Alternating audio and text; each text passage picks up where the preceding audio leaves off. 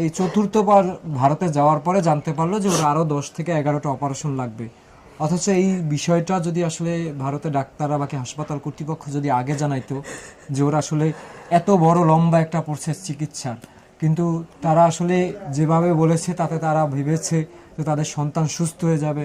তারা জমি যা কিছু ছিল সব কিছু বিক্রি করেছে, শেষ পর্যন্ত তাতে কাজ হয়নি। আর দেশবাসীর কাছে সাহায্য চাইলো, দেশবাসী সাহায্য করলো, সেই দেশবাসীর সাহায্যে আবার 2বার ভারতে অপারেশন হয়েছে। এখনো যদি আসলে 11-12 বার বাকি 10 বার আপনি হিসাব করেন, তাহলে 2 অপারেশনে 15 লাখ আর 10 অপারেশনে আপনি যদি ধরেন তাও 70 লক্ষ টাকা চলে আসে শুধু অপারেশন খরচ। আর এরপরে তো আপনার যাতায়াত, থাকা, খাওয়া খরচ তো আছেই। তো আসলে একটা ছোট্ট একটা সন্তানের উপর থেকে এতটা আসলে মানে ধক্কল এই ছোট্ট শরীরটা আসলে নিতে পারবে কিনা আমি আসলে সঠিক জানি না।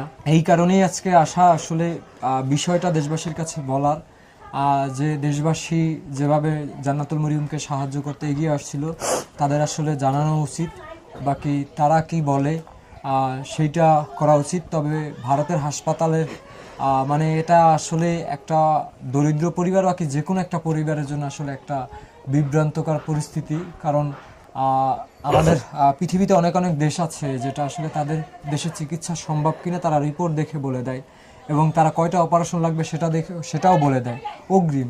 সেখানে আসলে এই 12-13টা অপারেশন যদি আগেই ওর পরিবারকে বলতো, হয়তো বা ওর পরিবার, বাবা মা হয়তো আজকে এই রাস্তায় নামার মতো গল্প তৈরি হতো না। এই যে 4বার সন্তানকে বাঁচানোর জন্য ভারতে গেছে, একটা স্বপ্ন নিয়ে গেছে, একটা আশা নিয়ে গেছে। এই যে পাসপোর্টে, আপনি প্রত্যেকটা পাসপোর্টে দেখবেন 4টা করে সিল আছে। ওর কোন হাসপাতালে চিকিৎসাটা হয়েছিল? সিএমসি ভেলুর।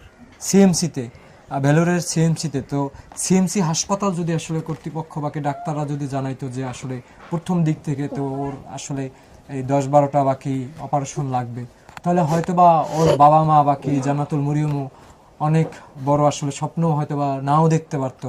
বাকি ওর বাবা মাও হয়তোবা নিজের মনকে বুঝাইতে একসময় নিশ্চুপ হয়ে যেত। কিন্তু ওনারা অর্ধেক পথ পাড়ি দিয়ে চলে গেছে।